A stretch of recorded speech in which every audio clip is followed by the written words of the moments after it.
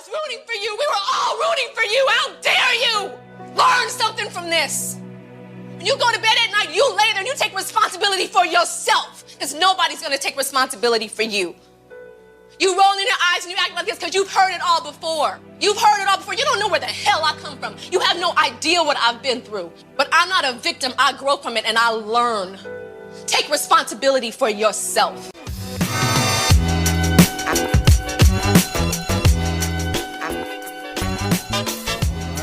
We are back. We are back. We are back. New week, new episode. Thank you guys for listening to the show.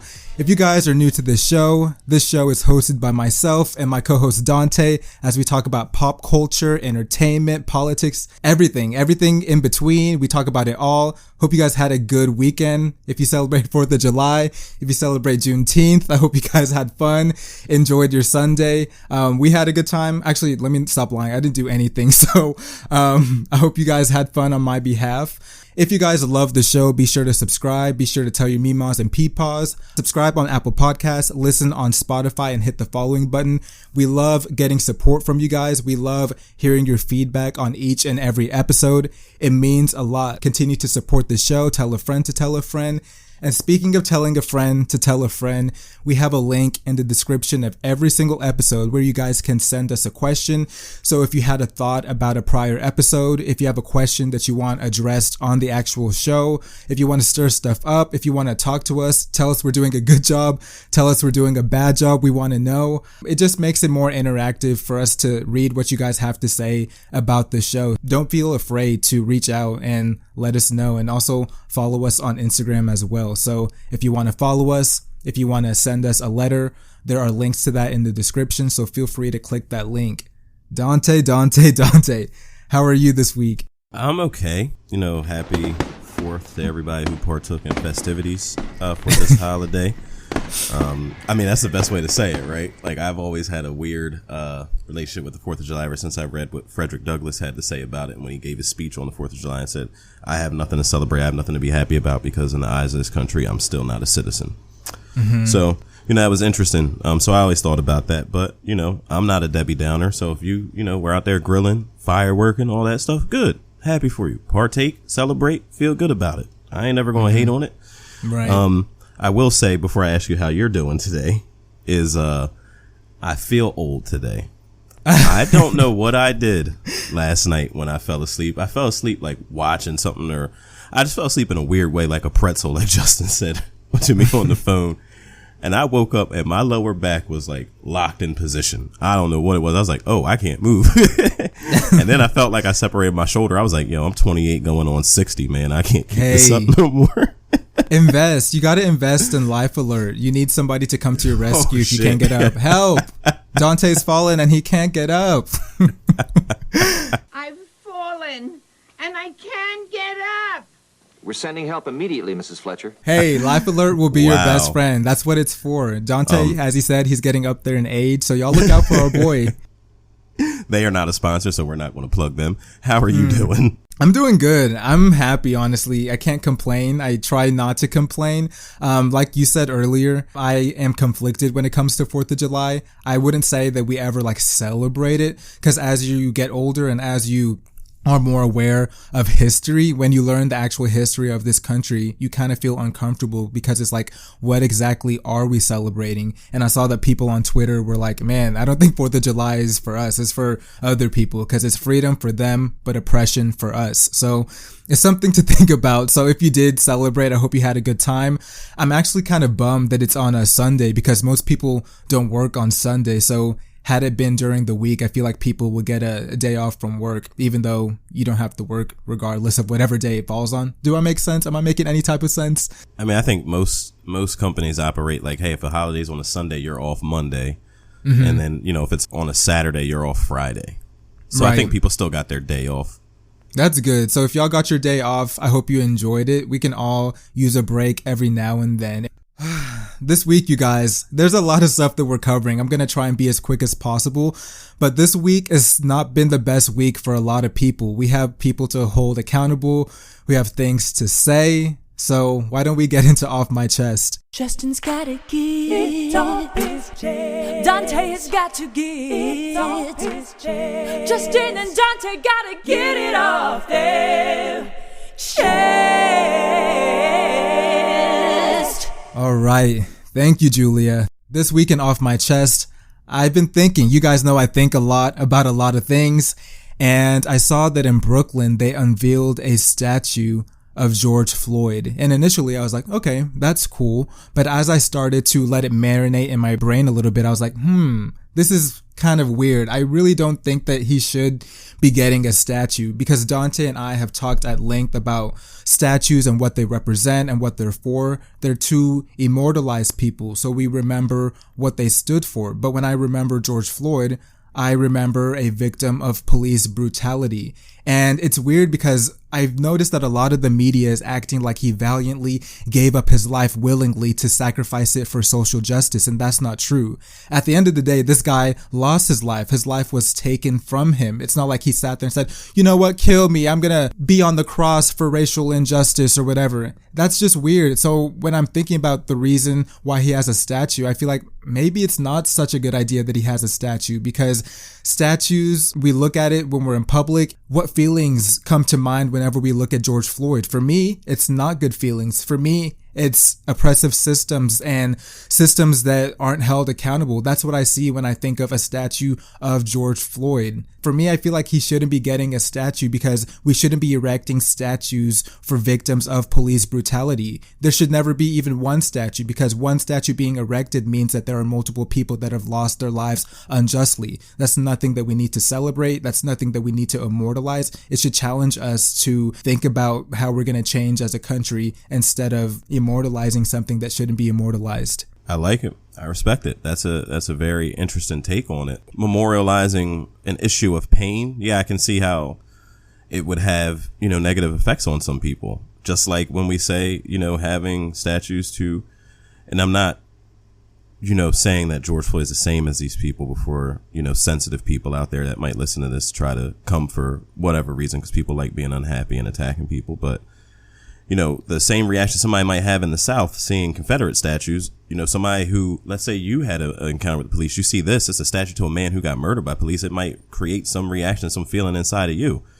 Just like when I've gone to the South, I don't like seeing these Confederate statues. It's like, hey, they fought to preserve a way of life that would have kept my ancestors enslaved, and we wouldn't have been people, So I understand where you're coming from. Did you have any thoughts? Do you think that there should be statues of George Floyd or any other victim of police brutality?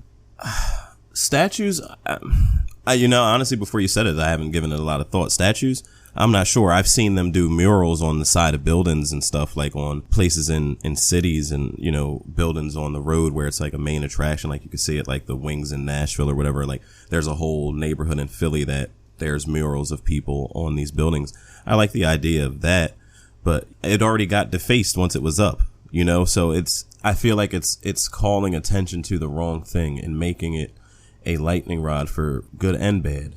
I don't know. I think statues I have to get back to you on what I believe about statues, because coming off the top of the head with it at this very moment, I wouldn't be able to do the thought justice. But I understand what you're saying, and I'm going to think about that next week I'll have a rebuttal for this.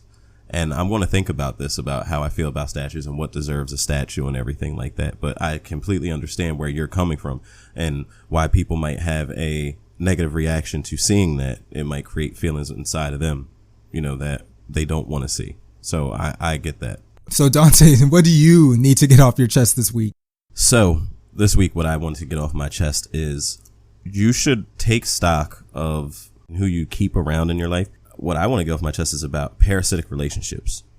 I think everybody knows what a parasite is. It's something that latches on to its host and sucks it of life and nutrients and everything good until there's nothing left to give. And you should think about your life and think about people in it and see if you have any people like that in your life that are just sucking the good vibes from you, sucking money, good feelings. Think of your relationship as a bank, right? They're never making deposits. They're just making withdrawals. And there's an overdraft fee in your friendship. It might be time for you to cut that person out. I've been talking to some of my friends and, going through different issues with different people. And I'm like, hey, do it. Because I know when I've done it, I've never once in my life looked back and said, damn, I wish I didn't cut this person out of my life. Like, nah, we good. So I believe in addition by subtraction when in certain things. Sometimes you gain more from getting rid of something. So that's what I had to get off my chest. Ooh, so whoever that is directed towards, I hope you heard that. I think it's something that everybody should take. I'm being serious. I don't know who that was towards. I don't know who those bullets were fired at. Oh no, they weren't bullets for me. One of my friends, he listens to this. He knows that we were talking about this, and he needs to do whatever he feels that he needs to do. But we talked about it, and I told him I was going to use this as my off my chest. I hope that he gets through that situation the right way, that however he feels that he needs to do it. But he knows I got his back. Hey, I don't know you, but I support you too. So get rid of the dead weight, do what you need to do, and hopefully you'll be happy after whatever happens. But I think that's a message that a lot of people can relate to. And maybe you have people in your life that you need to cut it and keep it moving, and that's okay. So, off my chest, off my chest. But this week we have a lot to get to. Dante, what are our first stories? All right. So I have some, political news to give to you guys. This month, the month of June, the past month, the U.S. economy added 850,000 jobs, far surpassing estimates that 700,000 jobs would be added. More jobs were added in this month alone than the net total of 45's entire term.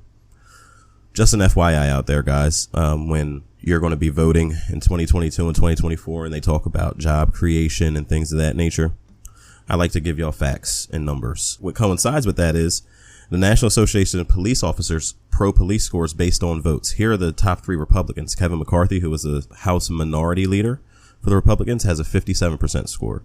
Elise Stefanik, who replaced Liz Cheney, has a 57% score. And good old Ted Cruz, Senator from the great state of Texas, has a 60% score. As opposed to the boogeymen that they like to tell you about on the left, AOC, her score, 71%. Nancy Pelosi, 81%. Ilhan Omar, 86%. So for all people that like to talk about, I do my own research and I'm a free thinker, look at some numbers, do your own research and see if that's really the party that's pro-police and Blue Lives Matter and all that stuff. Because you see that from police officers' own scores, they're not. I digress. Justin, let's get out of politics. All right. So to steer the ship in a different direction, we have a big story to talk about. So you guys have heard the news. Huge track star in women's track and field, Sha'Carri Richardson. She, made some waves because she failed a drug test. She tested positive for marijuana, and marijuana is a banned substance according to the International Olympic Committee. So due to this, she's been suspended. The U.S. team suspended her for 30 days, and this means that she will not be able to race in the 100 meter, which she qualified for. That's how we knew about her, because she, I think, broke a record or tied a record. Yeah, I was going to say, I think she set the world record. Oh, wow. See, even bigger. That's why it was such a big blow that she was suspended, because she was expected to at least medal in Tokyo. And y'all know the Tokyo Olympics are coming up. It's around the corner. And now she's not going to be able to participate. USA Track and Field announcing she will not run the 4x100 relay, her last chance to make the team.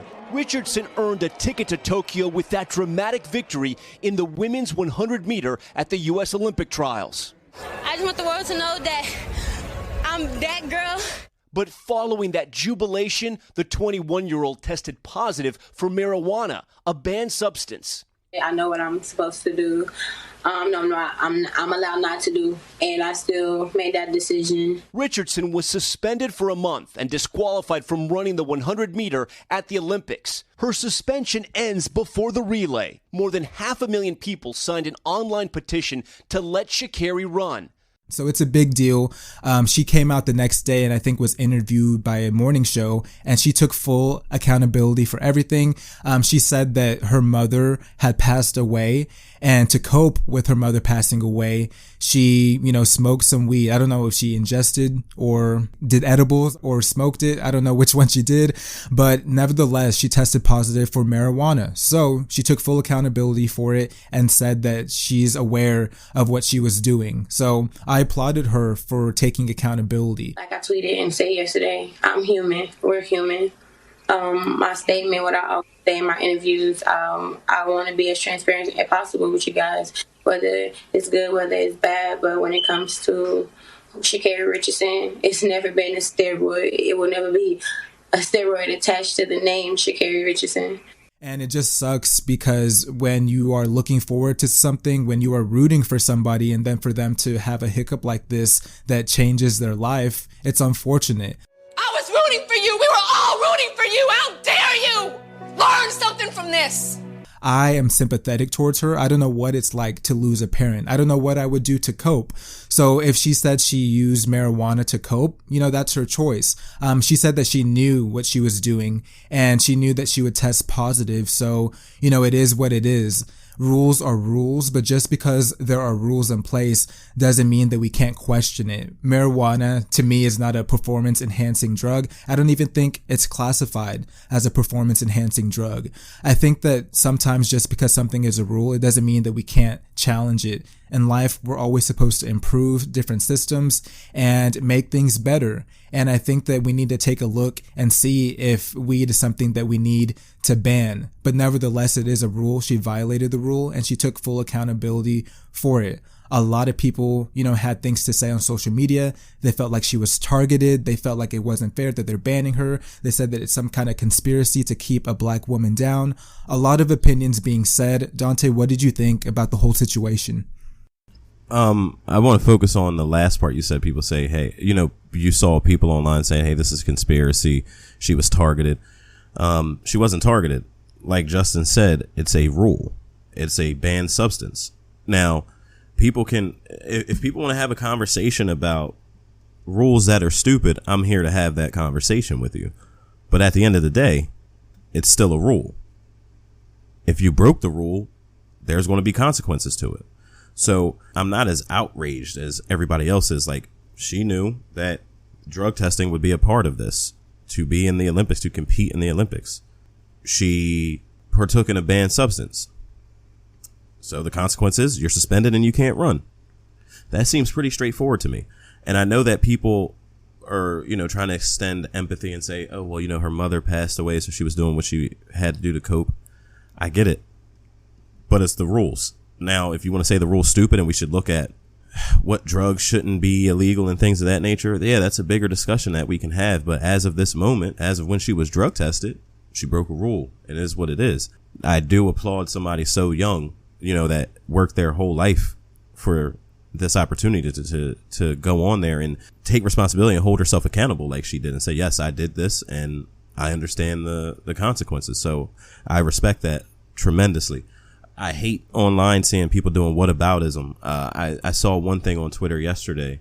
It might have been a Russian bot because they had a lot of Russian bot energy when they were tweeting. And they said, when Brett Favre's dad died, he played an NFL game and threw 4 touchdowns. You know what else Brett Favre did? He was addicted to painkillers.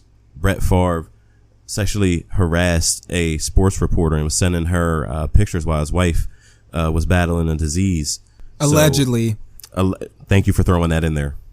Allegedly, because we don't want to get sued. So let's not do whataboutism. Not everything has to be whataboutism. Not everything has to be compared. It's an unfortunate event. Right. I feel bad for her dealing with the pain of losing a parent. I haven't had to go through that yet because I don't know what I would do either. So I feel bad for her. I feel bad that, she's going to miss out on this opportunity. But rules are rules until they're changed, right? Yeah, and we can call out rules that are silly, but at the end of the day, they understand that being tested is a part of the game, and I think that she was fully aware of that. I just don't like people trying to make her a martyr or act like she was wronged in some way or that they deliberately did this to her to sabotage her. It's not true. Especially when you run a race and you finish in the top 3, it's expected that you're going to be tested. I was listening to a podcast and a Olympic gold medalist for Team USA came on as a guest on that podcast, and she said the same thing. She said that if you finish first or if you have a good finish, it's expected that you can expect to be be drug tested. So it's not some kind of conspiracy of people trying to make sure that she doesn't run. I think that if Sha'Carri is able to be accountable, we as fans should be accountable as well. Not everything is a conspiracy. And I think that a lot of people's issue is the fact that people are just saying rules are rules and they lack empathy in analyzing her situation. I think that people should put themselves in her shoes and understand that, you know, dealing with death is hard. Thankfully, I have not had to experience that, but people cope in different ways. Some people drink, some people smoke. Like, that was her thing and she took accountability for that. So we shouldn't like make excuses for people. So I didn't like seeing all the social media creations of people like, let her run, and what do they want? Like, I was confused because it's like, do you want people to make an exception? Because that's not fair. That means you have to make an exception for everybody, because anybody, I'm not saying that it was an excuse, but anybody can come up with a reason as to why they failed the drug test. Oh, I did this. Oh, I did that. So that'll open up a Pandora's box where people are just coming up with excuses to not face consequences for their actions. Where do you draw the line on empathy? Right? Because that's what it would be. You're talking about, you know, you open this Pandora's box and people say, hey, well, I did it because of this. Well, she did it because of that. And I think this had that you can't measure the amount of emotional distress that I was in based on compare it to her. Yeah, you can't do that. It'll get too messy. And then you're going to have to draw a line on morals and empathy. And that's pretty much impossible. I saw people, you know, bringing up Michael Phelps. Well, you know what he did? He's an avid weed smoker, but you know what he did? He never failed a test during the Olympic trials and qualifying for the Olympics. So I don't think you can do whataboutism there either. Right. And what bothers me with Twitter or any other social media, a lot of people speak without knowing the facts. Thankfully, you know, people sent me articles about the Michael Phelps situation that people were comparing it to, and it's two different things. Like you said, it wasn't right before the Olympic trials, so it's completely different. So they're not targeting her. But what I do hope happens from this is that the next Olympics, we analyze weed and we're like, should we be banning this? Is this a performance enhancing drug? Because some rules don't make any sense. And we're seeing in America that a lot of states are legalizing weed. So as states continue to legalize, it's like, man, if it's legal, like, what makes it wrong? Especially if it doesn't enhance my ability to win a race at all. Yeah, that I agree with. And, you know, I said that when you first asked my thoughts on the story. Yeah, we can go and analyze and talk about, you know, laws that we think are silly and see, you know, what needs to be changed, if anything, or if all of it. But right now, like we said, she knew what she did. There was consequences for it and she accepted them and had accountability. And I think that the people that are beating their chest so heavy for her and doing all this whataboutism, they should take her lead on it and say, hey, yeah, I fucked up. Mm-hmm. If anything, like, people should be posting infographics saying that they support her and all this kind of stuff, because Nike, they're still sticking with her. They said that we heard about her failed drug test and we're sticking by her side. So it was cool to see that a failed drug test doesn't mean that it's over for somebody. And that's the fortunate thing, because sometimes people get into trouble and then brands distance themselves and people don't get a second chance to prove themselves or show why they're a valued person that should be sponsored. For sure. And I'm glad that you brought up that people are saying, no, this is a conspiracy to keep black people down in the Olympics and everything. I don't think this is necessarily, but we have a story that ties into this that, you know, you might want to break out your tinfoil for a little bit. So I'm serious. So swimming caps for natural black hair are ruled out of the Olympic Games. The International Swimming Federation rejects the use of soul caps, saying it does not fit the natural form of the head. So black swimmers can't use swim caps that are meant for them and to, you know, protect their hair the way that it naturally grows. What do you think, Justin? Is this a conspiracy? Do we have conspiracy music queued up? X-Files music? You know what? My tinfoil hat is out. It's a conspiracy. It's a conspiracy. They're trying to keep us out. They're trying to knock us down. I don't like it. I don't like it. But for real, I think it's weird. I think that if this swimming cap is not giving somebody a competitive advantage, it really doesn't make sense to me. Rules are supposed to make sense. Like, why are you banning something that doesn't make somebody else better than somebody else? If anything, I feel like it's a disadvantage, because I feel like the more stuff that you have, it slows you down a little bit. Maybe I'm wrong. Maybe I don't know swimming. I don't. But maybe that's the case. I think it's weird. I think that this shows a lack of diversity on the part of the people that came up with this rule. the natural form of the head, whose head? Like, what metric are you using to judge everybody else by? I'd like to know, because not everybody is the same. We know that black people aren't seen in aquatic sports the same way other people are represented. And because of that, you know, we have different challenges and different things to adapt to. And one of those things is our hair. Some people have locks. Some people have like huge afros that a regular cap cannot, you know, contain all their hair. So sometimes a specialized cap will do the trick to make sure that they're able to swim regardless of how their hair looks. So this rule or whatever is kind of restrictive. And I don't know if it's intentional, but it's not a good look nevertheless. Where I stand on it is that if it is not giving them a competitive advantage in any way, they should be able to wear whatever they want on their head, right? If it doesn't enhance their ability to win, then why are you worried about it? If you're going to do this, then nobody should be able to wear a cap. How about that? Make the playing field completely even. You know, I feel like that is way more targeted than what, you know, the arguments people are trying to make about Sha'Carri Richardson, because it's you're pointing out a certain group of people saying, hey, we don't believe this is how your head's shaped, or your hair doesn't need to be protected in any specific way, when that's not the case. All of our hair grows different. Some of it has more texture than others. Like, I don't know how to describe it to you guys, but this does seem pretty targeted. At the end of the day, if you want to be as fair as possible, if it's not giving anybody a competitive advantage, they should be able to wear it. That's how I feel exactly. About it. Yeah, these Olympics, honestly, they're under a lot of controversy. Dante was talking a couple weeks ago about how their COVID cases are rising, and that even the people in Japan don't even want the Olympics to happen. So they're going with it, you know, as planned. And, you know, it's a lot of controversy. It's not a good look with everything that's going on. And speaking of that, you know, I don't know if you heard of these two African women that they said that their testosterone levels were too high, so they're not able to compete, because they said that for whatever sport that they're competing in, they have to keep their testosterone within a certain range. I thought that this was interesting, that they're not allowed to compete. I don't know if you heard that. I did. This is the first time I'm hearing about it, so I'm just going to go based off of what you just told me. But it's like that, and not even just for Olympic sports, but a lot of sports. They're going to be checking your levels, right? Like basketball, they checked us for certain things. Wrestling, they're definitely checking you for certain things, and I'm talking about like high school and college level. So if you're an athlete, and let's say me, I'm going to be an Olympic powerlifter, and they're like, yo, your testosterone levels are off the chart, you might be taking something.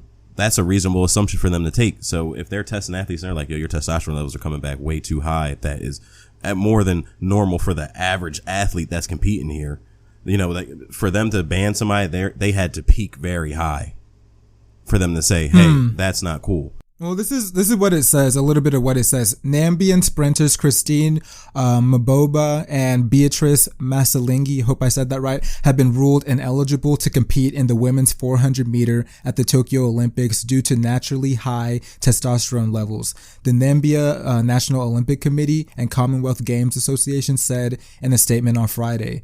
Mboma and Masalingi have turned in 4 of the top 5 400 meter times in the world this year, according to the World Athletics website. The elevated testosterone levels were detected during medical assessments required by the World Athletics. The global governing body requires that female athletes' blood testosterone levels be under 5 nanomoles per liter to compete in select women's events, including the 400 meter. The two 18-year-old athletes were ruled ineligible. The World Athletics group banned athletes who have elevated blood testosterone levels from competing in women's races from the 400 meter to the 1 mile in distance international competitions when it introduced their new regulations in 2018. In order to compete, those athletes must lower their testosterone levels with medication, which World Athletics says ensures fair competition.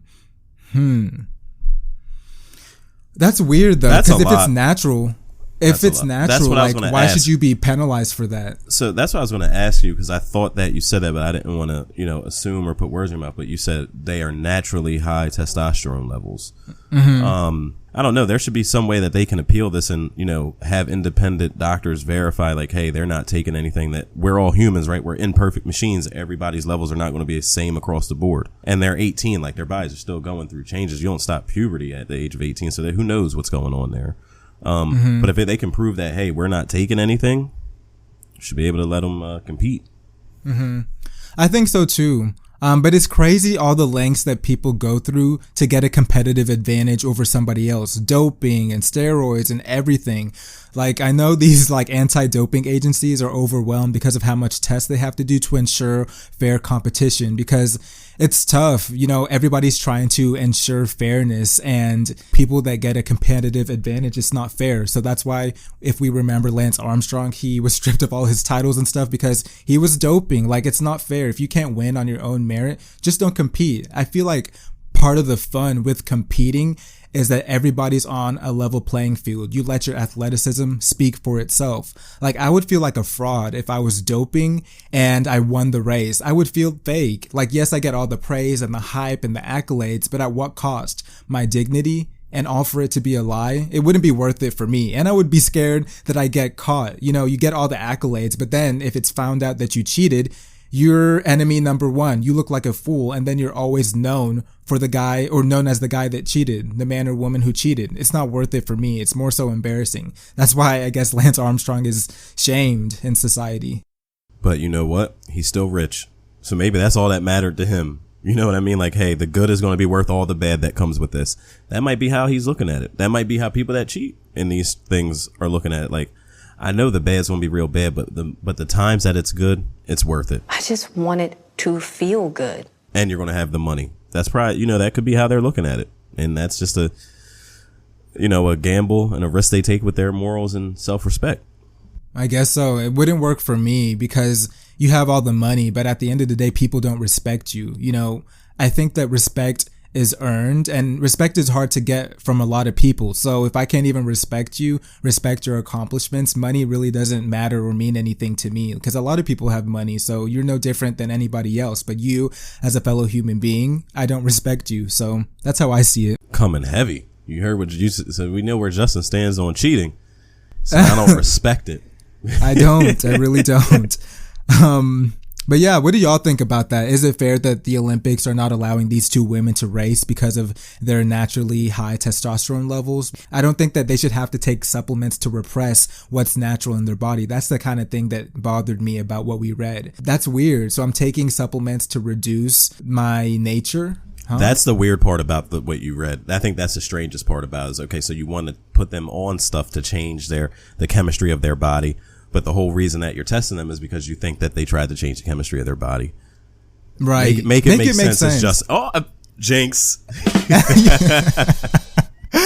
Make it make sense. Come on. Like, it doesn't make any type of sense. And we're not going to get into it, but I think with powerlifting, they allow a trans woman to powerlift on the female team for powerlifting. And people were like, how is this fair? And y'all are, not letting these girls race. So I think that's not the topic for this week. I don't think I have the range to discuss that. One day, maybe we'll get like an expert on trans issues and stuff to talk about that, and we can get the conversation started. I don't know if you have anything to add, Dante.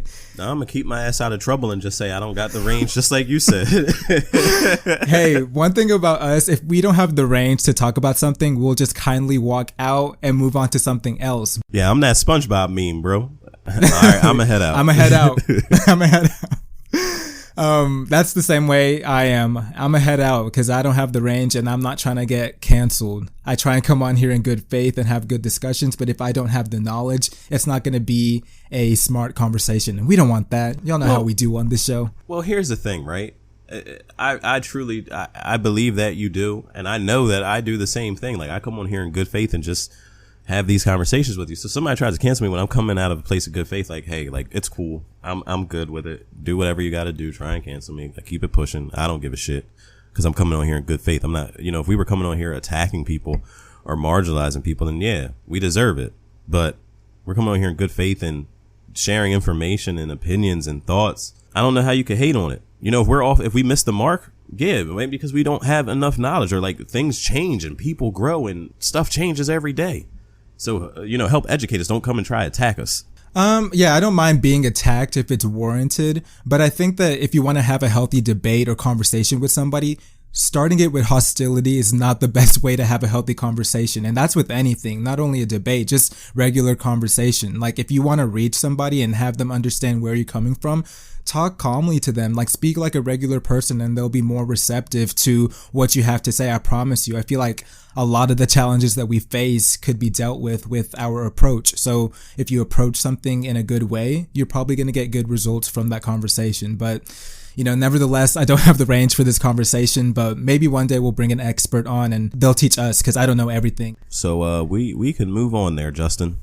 Yeah. So free Bill Cosby. Free Bill Cosby. That's what people on Twitter were saying. I didn't say that, and that's not where I stand. You were going to get clipped and aggregated for that. We about to get canceled. They're going to just take that little clip right there. The secret fans who don't like us, that might have a little bit of editing skills, might clip that and be like, this is what that show stands for. Oh, yeah, right. Yeah, right. And I'm not scared of that. People listen to the episode in its entirety. I haven't said this yet, but y'all leave us a review as well. It's been a minute since we got a review. Leave us a review. Tell us what you think about the show. We love seeing y'all's thoughts on the episode. So if you are listening to this right now, I'm talking to you. Yes, you. Yes, I know you're smiling a little bit. I'm talking to you. Write in a review. Go ahead. You listen every single week. Why don't you let me and Dante know what you think of the show? Why don't you follow us on Instagram on the podcast page? We love to see it. All right. But, Dante, you can lead with this Bill Cosby story. What's going on with Bill? Looks like he's free from prison. Yes. So Bill Cosby was released from prison Wednesday after Pennsylvania's highest court overturned his sexual assault conviction, saying that the disgraced actor's due process rights were violated. The Philadelphia Supreme Court threw out the conviction, saying Cosby's due process rights were violated when he was charged with sexually assaulting and drugging Andrea Constand. The alleged incident took place in 2004, but the district attorney at the time, Bruce Castor, decided there wasn't enough evidence to bring charges, compelling Cosby to give a deposition in Constand's civil case. I can sit there, do nothing, and hope the case gets better, like get a confession, or I can try to find another way, another solution, and I chose to find another way. But Cosby's deposition was then used to charge him a decade later. The court says the DA's office broke a promise not to prosecute. Whew. So, Justin, what's happening here? Yes. Let's start here, because this is going to be a lot. Let's start here. Bill Cosby is a free man. His case was thrown out. It's not because he was proven innocent. It's not even because he was proven not guilty. It's because his civil rights were violated.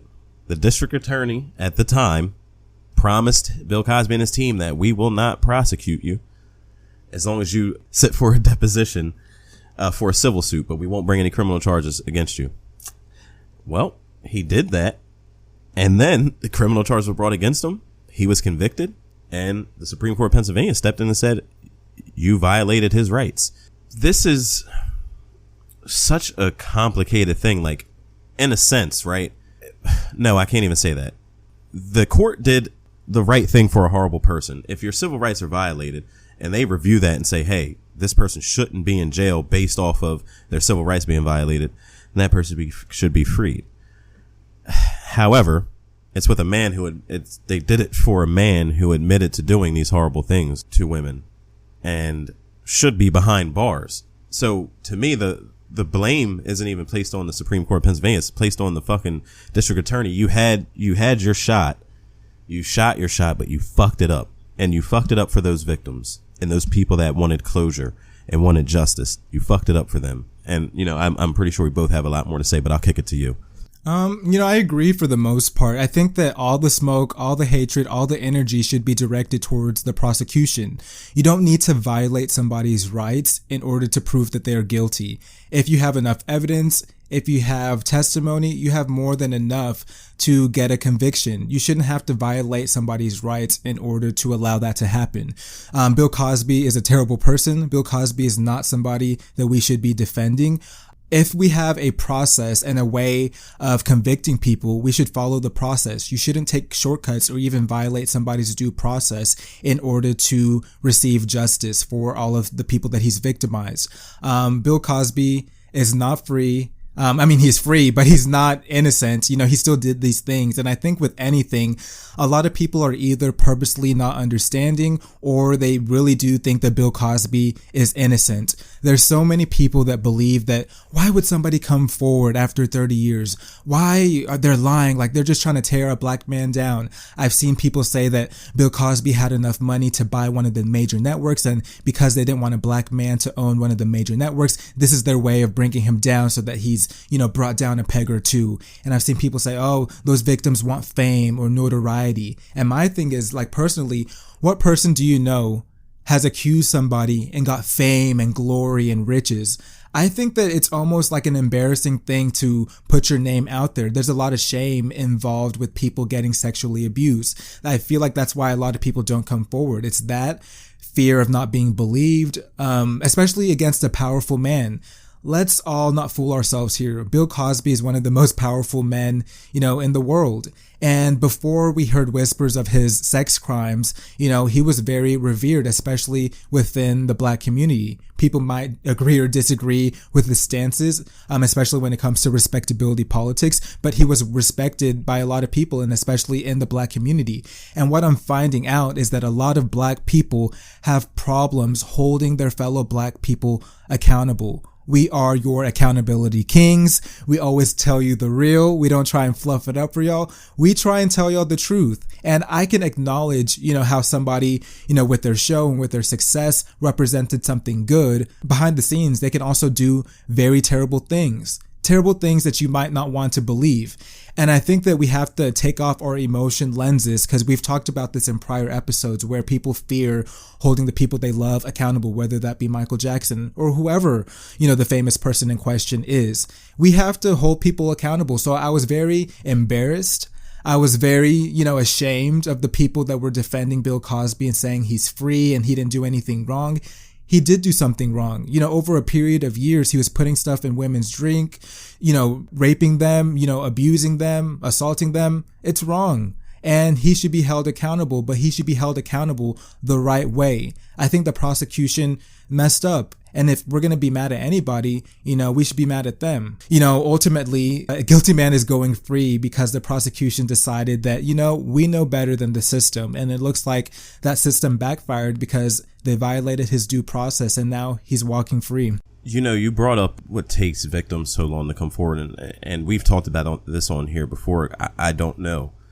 I can't answer that because I'm not a victim of sexual assault. I don't believe this news would be encouraging. Like, hey, when we do come forward, when we do take it all the way, the prosecution fucks it up for us. And now this monster is going to be free again. So I can see how that could be discouraging. But, what I would say to anybody out there is don't be discouraged by somebody's fuck up, no matter how big the fuck up was. Justice will be served to more people in the future coming forward. I mean, I hope that that's the case, but it's just not a good look. Gotta hope. It's not a good look. Like I said, it's a lot to unpack with this, because somebody's civil rights being violated in a court system making it right, especially for a Black person. That should be cause for us to be like, hey, it's great that somebody looked into that and they changed that, but just not this one. You don't feel good about this one, or at least you shouldn't. I don't. Mm-hmm. Why do you think that Black people, a lot of Black people especially, feel like Bill Cosby is not guilty? Parasocial relationships, like you were saying. It's hard to hold people that you love accountable. And to think that somebody who, a lot of Black people, and not even just Black people, a lot of white people, like when the Cosby Show was at its peak, it was the most watched show in America. A lot of people grew up with this man in their living rooms every week, learning life lessons from this guy. He was America's dad, like that article said. And to think that he could be capable of the things that he did, for some people, it just, those lines don't connect in their brain. It short circuits. It's like, no, this is Dr. Huxtable. This is the guy who raised these kids and was a successful Black man and, taught us life lessons. But you got to be able to separate the art from the artist. Sometimes, like, Bill Cosby is not a good person. He has confessed to what he has done to women. And I think that people would benefit from believing it coming out of his own mouth. I don't know. I feel like if Bill Cosby even said, I did this, there would still be people defending him. I think that it's people not having enough knowledge. I think it's people willfully not wanting to believe it. I think it's a combination of both. I think it's stupidity even. I think that people not knowing how the system works and the fine details of our law and holding people accountable, I think it's that as well. I think that people think that because his case is thrown out, that means that he was never, guilty to begin with. And that's not true. And I saw something that was annoying the shit out of me on the interwebs, because I'm an old person. I told you my back was hurting, so I say the interwebs in the net. The people were, and they could have been bots too, but tweeting like, oh, they freed Bill Cosby, R. Kelly got to be next. Like, why are you rooting for this man to not be in jail? That's disgusting. But you talked about, black people still supporting him and finding it hard to hold him accountable. Talk about his TV wife, if you don't mind. Phylicia Rashad, the legend. So if y'all don't know who she played Bill Cosby's wife in The Cosby Show. She's a revered actor, especially within the black community. She's very respected. I think that she's also a dean for Howard University. As soon as that news came out, she tweeted and she said, "A terrible wrong has been righted." And a lot of people were jumping into her mentions and saying, "What are you talking about?"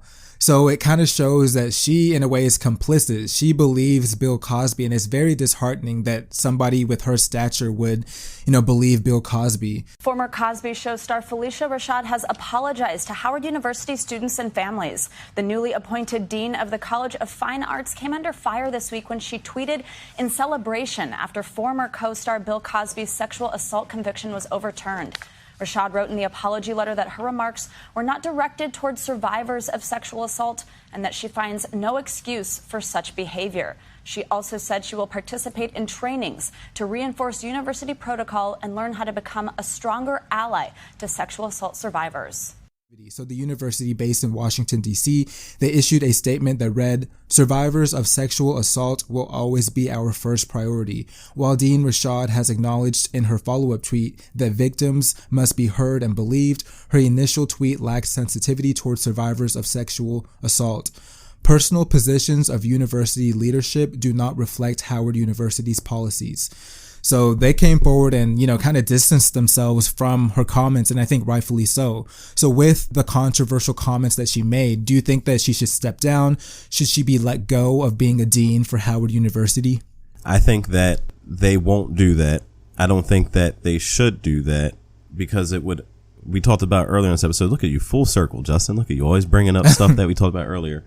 Open up a Pandora's box. They said the typical PR statement like, your personal opinions don't reflect what we stand for. If you started doing that, it would be like, okay, this person believes in abortion rights, so we're going to fire you at your company, or you believe in XYZ, and that's not, the thing that we believe in, so we're going to fire you.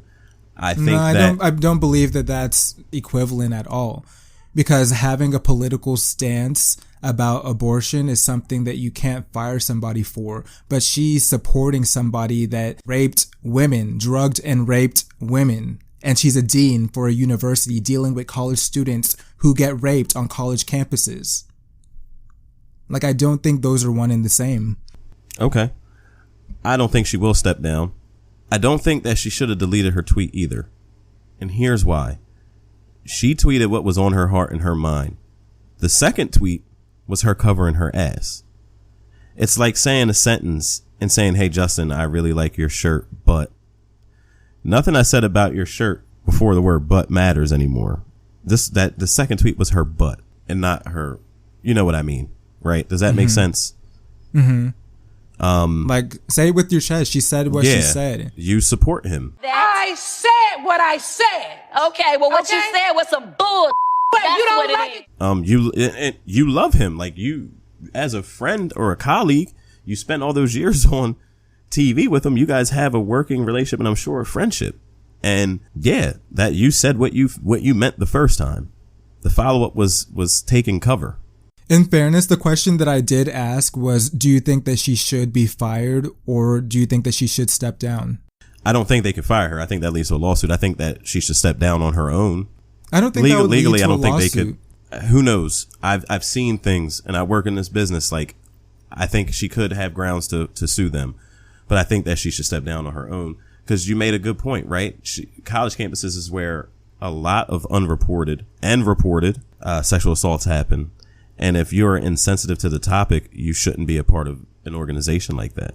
Well, that's why I think that they have grounds to terminate her, because if you're a dean for students and we're supposed to expect that you're going to support all the victims of rape and sexual abuse, No, I don't think that you can, sleep well at night knowing that she's there. I feel like she wouldn't hold people accountable. If you can't hold Bill Cosby, a serial rapist, accountable, what makes us think that you're going to hold people that abuse other people on your own college campus? That's why I say that she should be terminated. And I don't think they're in any violation if they did terminate her. I agree with your logic. I'm saying there's probably nothing written in her contract or employer agreement saying something like, oh, we can release you because of statements that you made. It has to be a violation. But you don't know of her. that, though. I don't know, but I'm saying I'm guessing. It's a strong guess that it's not there. She shouldn't be in that position because she's exposed to these people who would need her, and she's probably going to overlook it. So I don't think that she should be in her position. I'm saying, right. If you're Howard University, you probably don't have the grounds to fire her. That's why they came with the statement that they came with, saying her positions and views and thoughts do not reflect us as a university. Right. That's Howard, though. I'm talking about you. Would you fire her? I'm going to talk to her and convince her to step down. A mutual parting of the ways. You're going to deal with a lawsuit. Like I said, I don't think she should be there. I'm going to ask her to step down if I was running that place. I think that in this culture, we need to hold people accountable, and, actions and words speak very loud, and we heard her loud and clear. She said it with her chest and deleted it. This is the thing that people do, and we'll get to that in a second, where people apologize once they've been caught, but they're only apologizing because they were caught. She would never come out and apologize if people didn't scrutinize what she said. Well, Justin, you talked about people apologizing because they were caught. Do we want to talk about the last story today, talk about Rachel Nichols v. Maria Taylor? Yes, let's talk about it, please. All right. Rachel Nichols, a star anchor for ESPN who covers all things NBA, was caught on camera last year talking to LeBron James' publicist about how to prevent a fellow female anchor who was black from taking over her job during the finals. And the fallout seems to be devastating. The New York Times, yes, the New York Times published the bombshell report Sunday detailing the drama at the sports network over the past year. In the video of Nichols talking to Adam, I don't know how to pronounce his last name, so I'm not going to disrespect you by pronouncing it wrong, was secretly recorded by ESPN employee and leaked, and it spread like wildfire. So I wish Maria Taylor all the success in the world. She covers football, she covers basketball.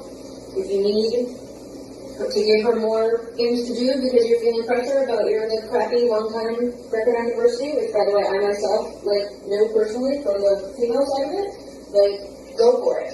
Just, find it somewhere else. You're not going to find it with me. There's a video up that is making the rounds on Twitter, on the interwebs. You can go listen to it for yourself. And Nichols is talking about how Maria Taylor is being given more work to do and given a job that she wanted to do, and she's saying, hey, I support diversity, I know about diversity because I'm a female, and if you would need to give her work, give it to her, but just don't take it off my plate. And that pretty much sums it up. So Justin, let's get your thoughts on this. Well, I have a lot to say. I'm not surprised by this. I know conversations like these happen all the time. The only issue is that they're not always captured or recorded. And I'm so happy that this conversation was captured because it shows what people who call themselves allies really think behind closed doors. This conversation shows me that there's a lot of white people in positions of power who truly don't want equity or racial equality. As long as their position is taken care of, then black people can stay where they are and they'll fight for equality or whatever. But as soon as a black person starts gaining more success, they gain a position that's equal to a white person or even superior to a white person, a lot of white people feel insecure and they feel like that's not fair that a black person is succeeding. And I think that she really showed herself with what she said. What she said was racist. What she said was ignorant. And I think that she showed her true colors. She insinuated that because this Maria girl who works for ESPN also, because she is black and because ESPN has a bad, record with diversity, that's the only reason why they're giving her a raise or a promotion. And that insinuation is racist. And the fact that that man did not hold this white woman to account, it says a lot because we always talk about, oh, not all bad police. Oh, not all, white people are bad. But where are the good people? Where are the good ones that when people say stuff like this, they hold them accountable? Instead, they snickered. I remember they even talked about Black Lives Matter and how this Me Too and Black Lives Matter is too much. This is how these people really feel. I'm not surprised. I'm happy that it was recorded so people can see these people for what they truly are. Yeah, we've talked on here about being an ally and talked about people doing things when it's convenient for them, when it's not going to hurt them. And that's exactly what this conversation with her sounded like. It sounded like, hey, it's okay as long as it doesn't affect me. Like, I'll post a black square, but like if you're talking about, oh, I need to give up some of what I do so she can do more. No, because now it's hurting me, and I don't believe in that type of equality. That I'm glad that this was recorded, and I'm glad people are going to see who she really is, because more people like this need to be exposed. And what I will say as a follow-up, and I should have said this in the beginning, but I didn't want to cut you off. The only person that was disciplined for this was the employee who recorded it. Not Rachel Nichols. As of this recording, as of we're talking, not Rachel Nichols. The person that recorded this was demoted and put on a 2-week unpaid leave. And, she was talking to a guy who, before he was LeBron James' publicist, was a political strategist. So he's telling her, hey, maybe you can spin this as ESPN trying to pit two women against each other so you don't look bad in here and you're saving face. Like, this is diabolical. There's always going to be people scheming against you. Because, one, they might not want you to have success. Two, hey, it's fine if you have success, just not more than me. Those are people you got to watch out for. And those are what I was mentioning about the parasitic relationships earlier. Another full circle moment on here. But I don't see how she survives this one. They let Paul Pierce go the morning after when he posted a video of him smoking weed and had strippers around him. She's actually actively plotting against another employee there, talking disparagingly about the employer.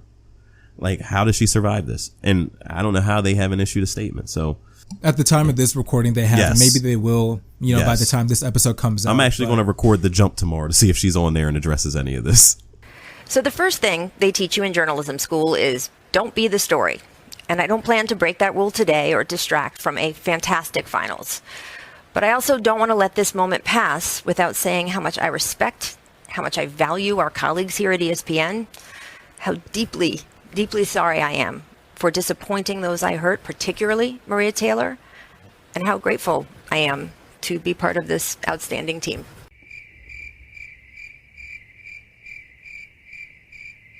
Yeah, I mean, I don't know why she hasn't been fired yet. I would terminate her. I really would. It's not a good look for the brand. And also, Maria Taylor's contract is coming up very soon. So, yeah, this is probably a very... It's not an opportune time for ESPN because they're going to have to come off the bag if they want to keep her. I hate when people diminish somebody's ability or their quality and they whittle it down to, oh, they're only getting it because of affirmative action or their race or whatever, or diversity. A lot of people feel that they're entitled to certain positions. You're not entitled to anything. You're expendable just like everybody else. Who are you to think that you own the network, that certain things are owed to you? They owe you nothing. You're just an employee. At any point, they can fire you, and I hope they fire you for this. It just annoys me because so many people need to get exposed. There's so many people that post a black square or put BLM in one of their highlights on Instagram and they call themselves an ally, and these are the conversations that they're having in private. The white liberal differs from the white conservative only in one way. The liberal is more deceitful, more hypocritical than the conservative. Both want power, but the white liberal is the one who has perfected the art of posing as the Negro's friend and benefactor. And by winning the friendship and support of the Negro, the white liberal is able to use the Negro as a pawn or a weapon in this political football game that is constantly raging between the white liberals and the white conservatives. This does not surprise me. It really doesn't. I'm tired of it. I'm tired of the performative allyship. I'm tired of people faking the funk, smiling in your face, but then they have a knife behind your back. One of the worst parts about it is she's talking about, oh yeah, this is so exhausting talking about Me Too and Black Lives Matter. Like, no, it's exhausting for us to fucking live it. That's what's exhausting. So my bad that it offends your sensibilities so much and you're so tired having to deal with it and talk about it when we're the ones living it. You can go fuck yourself. That's how I feel about it. I'm happy that this came out because a lot of people are seeing the type of conversations that happen behind closed doors. So all of those people that you think are your friend, all those people that you think you trust, that, oh, these are good people. Oh, these are the good white people. Oh, she's not like the other ones. Give people a second look. That's why I don't trust anybody. This is why I continue to say, I know we talk about all the time, the cookout, we just don't give anybody a plate, because I know that there's a lot of people on Twitter that were like lusting after her and saying, oh, she's invited to the cookout. For what? These same people will be the ones that have these opinions behind closed doors. There's no other community that loves you besides your own community. Like, that's what I'll die on the hill of. I believe that. And her apology was even worse. She gave a 20-second apology. She never brought up what exactly she's apologizing for. And she's only apologizing, again, full circle moment, because this came out. I think this clip has been around for a while, and I think that if she was truly an ally, she would come forward and say, hey, I said this, there's something that might circulate in the future where I said some disparaging and racist things about one of my colleagues. Like, something like that would suffice, but her 20-second apology is BS to me, and I hope she's fired. I'm not quick to jump out and say, hey, this situation or this audio clip or whatever it may be is racist, but you're right on the money here, because she's actually complaining about Maria getting these opportunities because she's black. Like, look how far we've come and all the fuckery it comes to when people talk about, it's like, oh, now it's before you're not getting opportunities, but now you're getting too many because you're black. Like, make it make sense. Like, that's the theme of this episode. Make it make sense. None of the things we're talking about ain't making sense on this episode. No, it really doesn't. But I am also glad that she got exposed. And like you said, think about it, this has been around for over a year. This was recorded last summer. So I'm pretty sure everybody who's involved in this already knew about this. Maria Taylor is probably very fully aware of all this.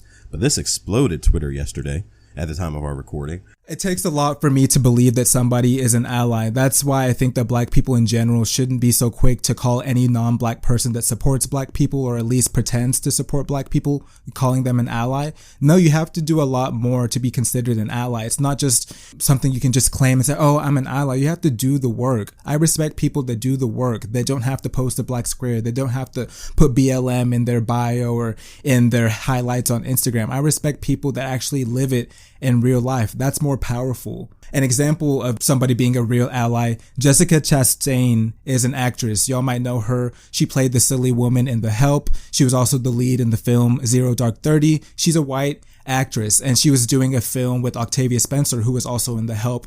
Octavia Spencer has an Oscar. So when Jessica Chastain looked at how much she was getting paid for this film that they were both working on together, she saw that she, with no Oscars, is getting paid more than Octavia Spencer, who does have an Oscar. So she went behind the scenes and talked to the producers and said, hey, I don't think it's fair that I'm getting paid more than Octavia when Octavia has an Oscar. We make far less than white women. So if we're going to have that conversation about pay equity, we got to bring the women of color to the table. And I told her my story, and we talked numbers, and she was quiet, and she had no idea that that's what it was like for women of color. And so and I'm probably going to, I don't know if these are happy tears. I love that woman because she's walking the walk, and she's actually talking the talk. She said, Octavia, we're going to get you paid on this film. I said, I would love to do your film, but here's the thing, I'm gonna have to get paid. And then she said, of course, and you and I are gonna be tied together. We're gonna be favored nations, and we're gonna make the same thing, and you're gonna make that amount. And fast forward to last week, we're making 5 times what we asked for.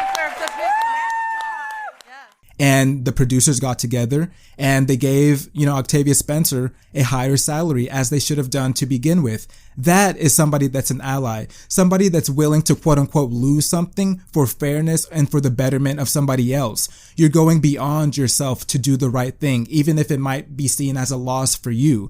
Sometimes people have to quote unquote lose something in order for fairness to happen. And I think that that's what's going on in the world right now. That's what I consider allyship, because the truth is a lot of people feel like they are losing something when somebody else is gaining more equity or equality in society. And a lot of people are not selfless. That's why when we recorded with Tiffany, I made sure to ask her, why be an ally? The idea of doing away with white supremacy would mean that all of the advantages that come with being white, go away if you're going to topple down the system. And she said, it doesn't matter. Like, I don't really gain anything from this system. We want a society in which, everybody is fair and equal. If the deck is stacked in my favor, if we split the cards evenly and everybody's represented, that's a good thing for not myself, but for everybody else. That's what allyship is.